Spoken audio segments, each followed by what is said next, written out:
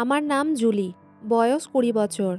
সবকিছু ঠিক হওয়া সত্ত্বেও আমার মনে হতো যে কিছুই ঠিক নেই। মাঝে মধ্যে মনে হতো আমার মাথা খারাপ হয়ে গেছে। আবার মাঝে মধ্যে মনে হতো আমার বরের মাথা খারাপ হয়ে গেছে। আমি নিজেই বুঝতে পারছিলাম না যে আমার সঙ্গে এইগুলো কি হচ্ছে। এটা ভেবে ভেবে আমার সারাদিন মাথা ব্যথা হতো।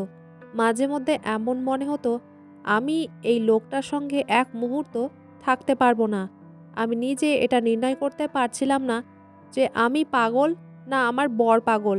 একটা ছোট দেখে সাদা রঙের ফিটকিরি আমার জীবনটাকে নরক বানিয়ে দিয়েছিল। এক টুকরো সাদা রঙের ছোট ফিটকিরি আমার জীবনটাকে নষ্ট করে দেবে আমি কখনোই ভাবতে পারিনি। প্রত্যেক দিন আমার বর বিভিন্ন রকমের ফিটকিরি কিনে আনতো আর ওটাকে এত যত্ন করে রাখতো মনে হতো যেন ওটা কোনো হিরে বা কোটি টাকার সম্পত্তি। প্রতি ১০ মিনিট অন্তর সে ওই ফিটকিরিটাকে দেখতে আসতো যে ওটা ঠিকঠাক আছে না নেই। কখনো তো সে এমন করতো যে আমি অনেক বেশি আশ্চর্য হতাম।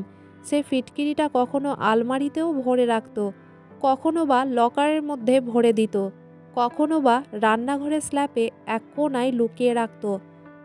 আমি আশ্চর্য হতাম এটা দেখে যে একটা ছোট সাদা রঙের ফিটকিরির মধ্যে এমন কি আছে যে আমার বর এত যত্নে ওটাকে সামলে রাখছে। বিয়ে হয়ে আমি যখন প্রথম এই বাড়িতে আসি সেদিন রাতে আমি এত বেশি টায়ার্ড ছিলাম তাই বেশি কিছু লক্ষ্য করিনি। বিয়ে প্রথম দিন রাতে যখন আমি আমার ঘরের মধ্যে আসি তখন দেখি আমার বর একটা ছোট প্যাকেট নিয়ে বাথরুমের ভিতর ঢুকে পড়ে। আমি কিছুক্ষণ অপেক্ষা করেছিলাম। তারপর যখন সে বাথরুম থেকে বেরোয়নি আমি অনেক বেশি ক্লান্ত থাকার জন্য শুয়ে পড়ি। সকালে উঠে দেখি আমার বর আমার পাশে নেই।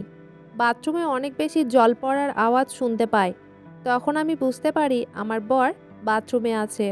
বাথরুম থেকে প্রায় ১৫ মিনিট পরে সে একটা প্যাকেট হাতে নিয়ে বাইরে বেরিয়ে আসে আর আমাকে বলে অনেক বেশি আরাম পেলাম, যা কিছু বাকি ছিল সব পুরো হলো। তার হাতের দিকে লক্ষ্য করতেই দেখি ওই প্যাকেটের মধ্যে ফিটকিরি রাখা আছে। বিয়ের প্রথম দিন বরের এরকম কথা শুনে আমাকে অনেক বেশি লজ্জা লেগেছিল, কারণ একটা নতুন বউ তার জন্য অপেক্ষা করছে আর সে বাথরুমের ভিতর গিয়ে নোংরা কাজ করছে একটা ফিটকিরি নিয়ে। এটা খুবই আশ্চর্যজনক ব্যাপার মনে হয়েছিল আমার কাছে। বিয়ে হতে ২ মাস হয়ে গেছিল, কিন্তু এই ফিটকিরি আমার জীবনটাকে নরক বানিয়ে দিয়েছিল। আমার বর এই ফিটকিরি নিয়ে এত বেশি পাগলামো করত যে আমার তার উপরে বিয়ের ২-৩ দিনের মাথায় সন্দেহ হয়েছিল। প্রত্যেক দিন রাতে সে আমার ঘুমানোর অপেক্ষা করত, কিন্তু আমার কাছে আসতো না। যখনই সে ঘরে আসতো তখনই সে ফিটকিরির প্যাকেটটা নিয়ে বাথরুমের মধ্যে ঢুকে পড়তো এবং ঘন্টার পর ঘন্টা বাথরুমে ঢুকে থাকতো। একদিন সহ্য করতে না পেরে আমি দেখার চেষ্টা করি যে বাথরুমের ভেতর সে ফিটকিরি নিয়ে কি এমন করে। আমি যেহেতু নতুন বউ তাই আমার ভয়ে সাহস হতো না যে আমি তাকে জিজ্ঞেস করি যে এই ফিটকিরি নিয়ে সে কি এমন কাজ করে।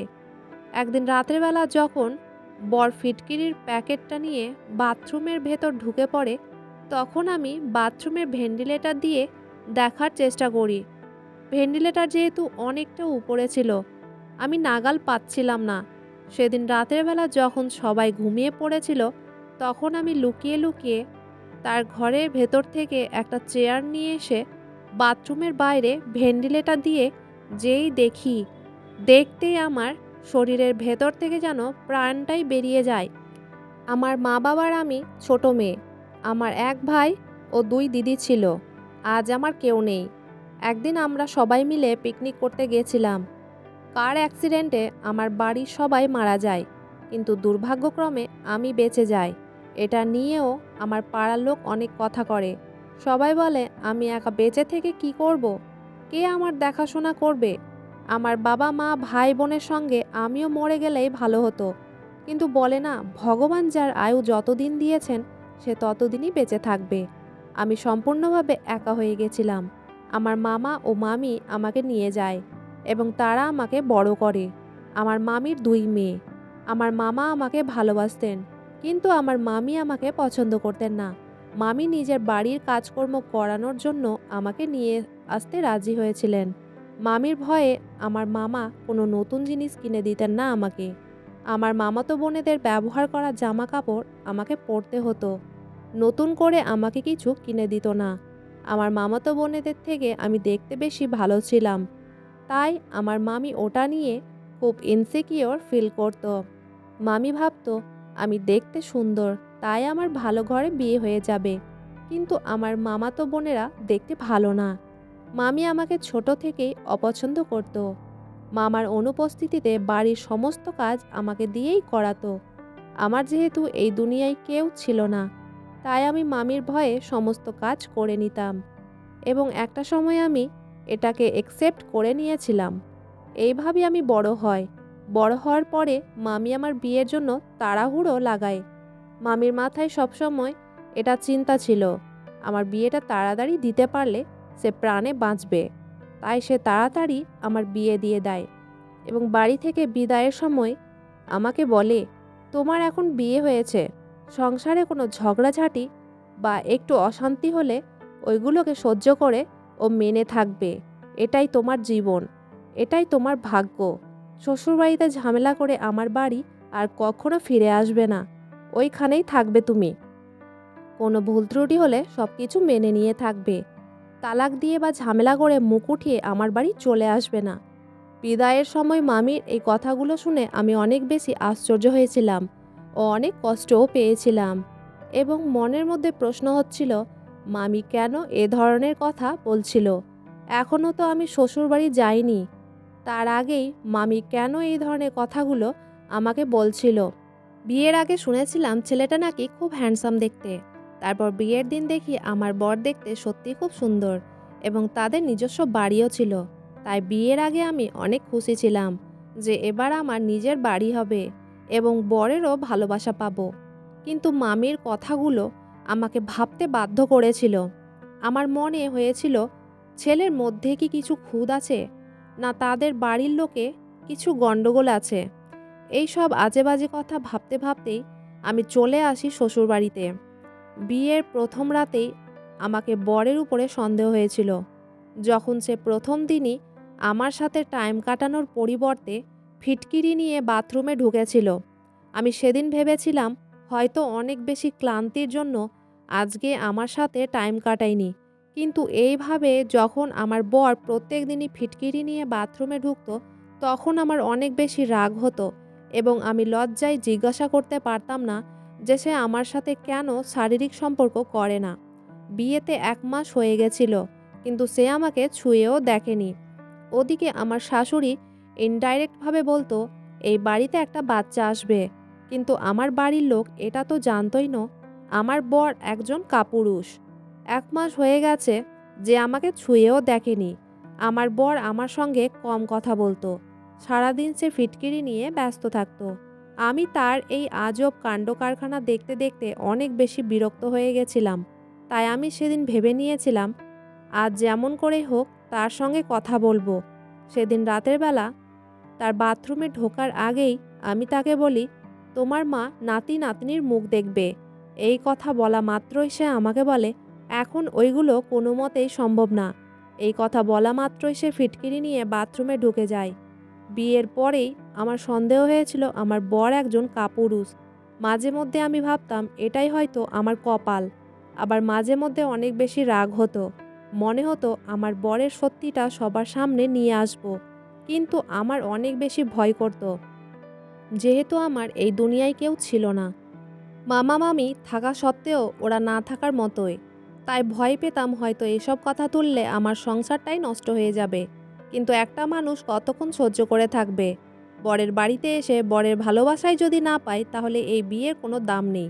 আমি মামা মামির বাড়িতেও কাজের মাসির মতন জীবন কাটাতাম, আর শ্বশুর বাড়িতে এসেও কাজের মাসির মতোই জীবন কাটাচ্ছিলাম।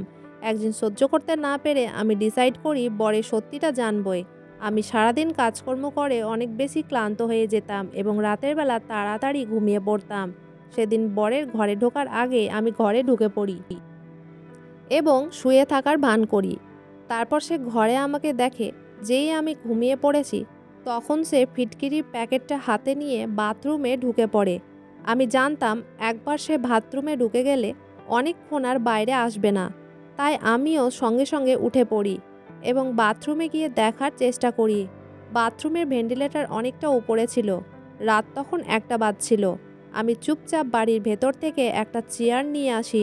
ভয়ে আমার পুরো শরীর কাঁপছিল, কিন্তু তাও আমি সাহস করে দেখার চেষ্টা করি। চেয়ারটা বাথরুমের বাইরে রেখে চুপচাপ আমি ভেন্টিলেটরের দিকে তাকাই।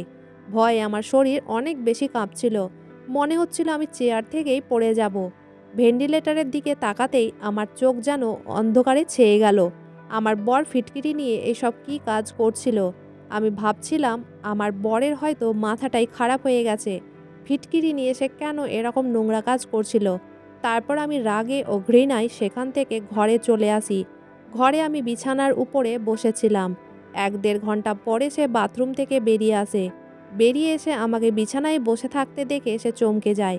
আমি বিছানা থেকে উঠে রাগে তার জামার কলার ধরি এবং বলি, তুমি একজন কাপুরুষ। এই জন্যই তুমি আমার সঙ্গে এখনও শারীরিক সম্পর্ক করনি। আর তোমার এই সত্যি কথাটা আমি বাড়ির সবাইকে বলে দেব। তুমি কি ভেবেছিলে এত বড় সত্যি কথা তুমি আমার থেকে লুকিয়ে রাখতে পারবে? তোমার লজ্জা করে না? তুমি একটা মেয়ের জীবন নষ্ট করেছো।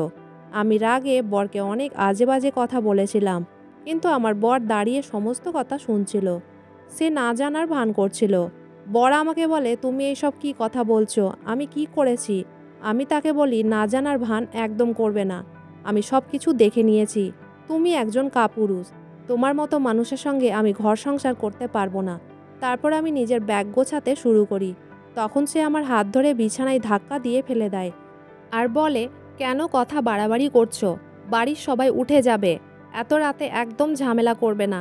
আমি তার কোনো কথা না শুনেই ঘর থেকে বেরোতে যাচ্ছিলাম। সেই সময় বর রাগে আমার গালে সশব্দে একটা চড় মারে।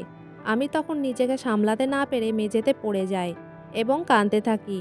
আমি ভাবতেও পারিনি আমার বর আমার গায়ে হাত তুলবে, এবং আমার এটা ভেবে খুব কষ্ট হচ্ছিল যে আমার আগেও কপাল খারাপ ছিল এবং বিয়ে হওয়ার পরেও কপাল খারাপ। এত বেশি কষ্ট পাচ্ছিলাম যে আমি ভেতর ভেতর ফুঁপিয়ে ফুঁপিয়ে কাঁদছিলাম। আমার কষ্ট জানার কেউ ছিল না। তখন বর আমাকে বলে, আমার কথাটা একবার শোনো। আমি কাপুরুষ নয়। আমি তোমার থেকে একটা সত্যি কথা লুকিয়েছি, কিন্তু আমিও তোমাকে ভালোবাসি। আমারও খুব ইচ্ছে করে তোমাকে ভালোবাসার, কিন্তু তোমাকে দেখার পরে আমার সত্যি কথাটা বলার আর সাহস হয়নি। কিন্তু আমি কাপুরুষ নয়। তোমার সঙ্গে আমি কেন শারীরিক সম্পর্ক করিনি আজ সত্যি কথাটা বলবো। আমার একটা অসুখ আছে। আমার খুব বাজেভাবে অ্যালার্জি হয়েছে, যেটা পুরো শরীরে ছড়িয়ে গেছে। আমি অনেক ডাক্তার দেখিয়েছি, কিন্তু আমার এই অসুখ ভালো হয়নি। আমি এটার জন্য অনেক বেশি টেনশনে আছি। ওষুধ খাওয়ার পরে কিছুদিনের জন্য ঠিক হয়, আবার অসুখটা যেই পর্যায়ে ছিল সেই পর্যায়ে চলে আসে। তাই আমি অনেক বেশি চিন্তিত। কয়েক বছর আগে আমার শরীরে রক্ত কম থাকার জন্য ডাক্তারের কথা মতো আমাকে রক্ত নিতে হয়েছিল। আমি বেশ ভালোই ছিলাম। গত 6 মাস থেকে আমার এই অসুখটা হয়েছে। ডাক্তার বলে আমার রক্তে ইনফেকশন হয়ে গেছে। যেহেতু আমি একটা অন্য লোকের রক্ত নিয়েছিলাম আমার শরীরে, সেই লোকের রক্ত আমার শরীরে শ্যুট করেনি। তার রক্তের প্রবলেম ছিল, যার জন্য অসুখটা আমার শরীরে ছড়িয়ে গেছে। রক্তে ইনফেকশন হয়ে গেছে এবং এই অ্যালার্জি এত বাজেভাবে হয়েছে যে আমার শরীর থেকে দুর্গন্ধও আসে। ডাক্তার বলেছিল আমি যাতে বাড়ির লোকের থেকে দূরে থাকি। আমি কারো সঙ্গে মেলামেশা করলে আমার এই অ্যালার্জি তাদেরকেও হয়ে যাবে। আমার বিয়ে করার ইচ্ছে একদমই ছিল না, বিশেষ করে এই মুহূর্তে। কিন্তু আমার বাবা মা জোর করে বিয়ে দেয়। আমি যখন ডাক্তার দেখিয়ে অসুখটা ঠিক করতে পারিনি, তখন আয়ুর্বেদিক দেখায়। উনি আমার বিয়ের কথা শুনে বলেছিলেন আমি এখন এই মুহূর্তে যাতে কারো সঙ্গে কোনোভাবেই মেলামেশা না করি, তাহলে তাকেও আমার এই অসুখটা হয়ে যাবে। উনি বলেছিলেন এই ফিটকিরি দিয়ে আমার অসুখটা ঠিক হবে এবং তার সঙ্গে আয়ুর্বেদিক কিছু ওষুধও খেতে হবে। গত 1 মাস থেকেই আমি এই আয়ুর্বেদিক ওষুধ খাচ্ছি এবং ফিটকিরি ব্যবহার করছি। ওতে আমি অনেক বেশি আরাম পেয়েছি। ভেবেছিলাম 3-4 মাসের মধ্যে অসুখটা ঠিক হয়ে যাবে এবং তোমার সঙ্গে অনেক টাইম কাটাবো ও সত্যি কথাটাও বলে দিব, কিন্তু আমার বলার সাহস হয়নি। আমাকে ক্ষমা করে দাও। আমি অনেক বেশি টেনশনে আছি। আমি চাই না আমার এই বাজে অসুখ তোমাকে হয়ে যাক। ওই জন্য আমি তোমার থেকে দূরে থাকি। তোমাকে এখনও আমি ছুঁয়েও দেখিনি। আমাকে ক্ষমা করে দাও। এই বলে আমার বর হাত জোড় করে কাঁদতে থাকে। বরের চোখে সত্যিটা আমি দেখতে পাচ্ছিলাম। আমি তার কথায় বিশ্বাস করি এবং আমিও তার কষ্ট দেখে কাঁদতে থাকি। আর তাকে বুঝিয়ে বলি আমি তাকে ছেড়ে কোথাও যাব না। আমি সবসময় তার সাথ দেব এবং তার খেয়াল রাখব। যতদিন না তার অসুখটা ঠিক হচ্ছে, আমি তার সেবা যত্ন করব। এই বলে আমিও তার কাছে ক্ষমা চাই।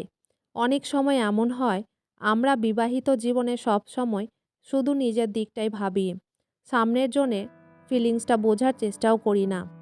আজ 4 বছর হয়ে গেছে। আমার 2 বছরের একটি মেয়েও আছে।